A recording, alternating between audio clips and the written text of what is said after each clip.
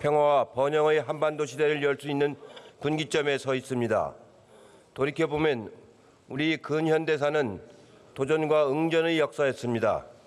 일제히 강제 침탈에 맞선 의병활동은 1919년 3.1운동과 임시정부 수립으로 이어졌고 수많은 곤란을 이겨내어 26년 만에 광복을 쟁취했습니다. 잠깐의 기쁨은 참혹한 동족 상잔의 비극으로 이어졌지만 우리는 다시 힘을 냈습니다. 국제사회의 원조와 지원에 힘입었지만 세계에서 가장 부지런하고 성실한 국민으로 살았습니다. 그 결과 제2차 세계대전 이후 가장 경제적으로 성공한 나라가 되었습니다. 민주주의 발전은 세계의 교과서가 되었습니다. 이승만 독재에는 4.19 혁명으로, 박정희 전두환 독재에는 부마 항쟁, 5.18 민주화 운동, 60 항쟁으로 대응했습니다. 지난해에는 세계가 경탄하는 촛불혁명으로 정권을 교체했습니다. 민주주의가 정착되고 풍요로운 경제를 꽃피워낸 위대한 국민의 나라로 발전했습니다. 이처럼 빛이 있었으나 어둠도 있었습니다. 한강의 기적과 IMF 위기 극복의 영광 뒤에는 소외와 배제, 차별과 특권이 자라고 있었습니다. 전체 근로자의 3분의 1에 달하는 비정규직은 같은 일을 하는 정규직에 비해 70% 이하의 임금을 받고 있습니다. 국토의 12%에 불과한 수도권에 인구의 절반 이상과 대기업 1000개 중 75%가 몰려 있습니다. 지방은 지방 소멸론에 시달리고 있습니다. 앞으로 30년 내에 3,500개 읍면 중에서 40%가 없어진다는 진단도 나왔습니다. 출산율도 낮아지고 있습니다. 지난해 1.05명을 기록한 출산율은 올 2분기에는 0.97명으로 하락을 했습니다. 세계 민주주의 역사를 다시 쓴 촛불혁명이지만 이를 불러온 것은 소수의 측근들이 정부를 마비시킨 국정농단 사태였습니다. 사회 전체의 역동성이 약화되고 있습니다. 개천에서 용이 나는 시대는 이제 과거의 추억이 되었습니다. 위대한 시민의 힘이 넘치는 자랑스러운 대한민국인데 사회 곳곳이 불안과 불신의 벽에 막혀 있습니다. 우리 청년들은 이 나라를 헬조선이라고 스스럼 없이 부르고 있습니다. 우리가 나아갈 길은 어디입니까? 21세기 대한민국에서 국가란 무엇입니까? 가장 큰 문제는 국가와 사회에 대한 불신과 절망입니다. 갈수록 굳어지는 사회 경제적 불평등 구조를 해결해 나갈 희망을 갖고 있지 못하고 있습니다. 다시 시작해야 합니다. 나라다운 나라를 만들어야 합니다. 자유롭고 정의로운 민주주의 국가를 만들어야 합니다. 경제적 풍요를 넘어 국민 개개인이 살고 싶은 나라를 만들어내야 합니다.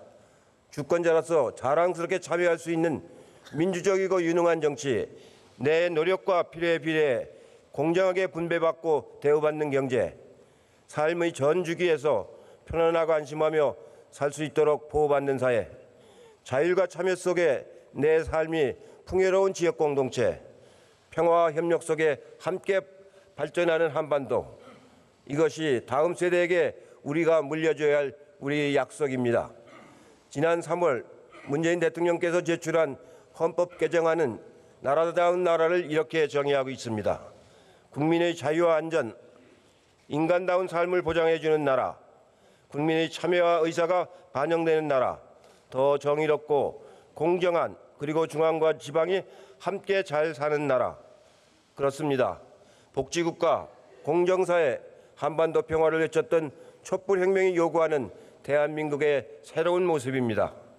존경하는 선배 동료 의원 여러분, 미국의 저명한 학자 아담 셰버스키는 어떤 사회가 한 단계 도약하는 과정에서 사회경제적 비용이 급격하게 증가하는 현상을 전환의 계곡이라고 설명했습니다.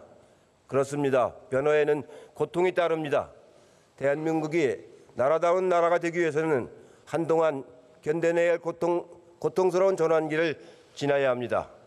촛불혁명이 요구하는 개혁의 성공을 거두기 위해서는 이 전환기를 헤쳐나갈 광범위한 사회적 합의, 협치가 필요합니다. 우리가 진정한 선진국가가 되기 위해서는 공동체를 사랑하는 연대의 정신으로 진정한 협치, 사회적 대화를 성공시켜야 합니다. 모두가 힘을 다 합쳐야 합니다. 존경하는 선배 동료 의원 여러분, 제가 생각하기로는 앞으로 20년 정도 우리가 해결할 과제가 크게 5가지 정도가 있는 것 같습니다. 첫 번째는 국민의 최소한의 삶을 보장하며 4차 산업혁명 시대에 새로운 경제적 번영을 누릴 성장 동력을 마련하는 것입니다. 두 번째는 소상공인과 자영업자들의 어려움을 해소하고 의뢰의 눈물을 닦아주는 노력도 사회 통합을 위해 매우 중요합니다. 세 번째는 지난 100년 동안의 굴곡진 현대화 과정에서 쌓인 사회 곳곳의 적폐를 청산하고 불공정한 사회 질서를 바로잡는 일입니다. 넷째는 국토의 균형 있는 발전과 삶의 공간으로서 지역 공동체를 활성화시키는 균형 발전, 자치 분권입니다. 마지막으로는 한반도 분단 시대를 마감하고 평화와 번영의 한반도 평화 경제 시대를 여는 과제가 있습니다. 혁신과 계획은 혁명보다 더 어렵다고 합니다. 이들 5가지 주제를 중심으로 대한민국의 미래를 위한 새로운 길을 하나씩 살펴보겠습니다. 우리 시대에 해결해야 할 5가지 과제 중에서 핵심은 역시 경제입니다. 1948년 정부 수립 이래 우리 국민은 쉼 없이 일했습니다. 수많은 인권 문제, 부의 양극화, 수도권 집중 현상이 벌어졌지만 내일은 오늘보다 더 나을 것이라는 기대감으로 정말 열심히 살았습니다. 그 결과 한강의 기적을 만들어냈습니다. 김영삼 정부 때는 소득 1만 달러를 돌파하고 OECD에 가입했습니다. 하지만 거기까지였습니다. 기적 같은 성공의 끝에는 혹독한 청구서가 날아왔습니다. 관치 특혜와 몸집 불리기로 성장했던 대기업들이 일시에 무너졌습니다. 선진 기술의 모방과 답습으로 이루어냈던 성장의 한계가 찾아왔습니다. 1997년 아시아 유엔 위기를 겪은 나라 중에 위기를 극복하고 소득 3만 달러에 도달한 나라는 우리나라뿐입니다.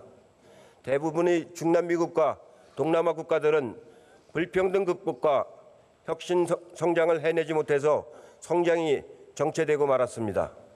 흔히 말하는 중진국의 함정에 멈춰서 버렸습니다.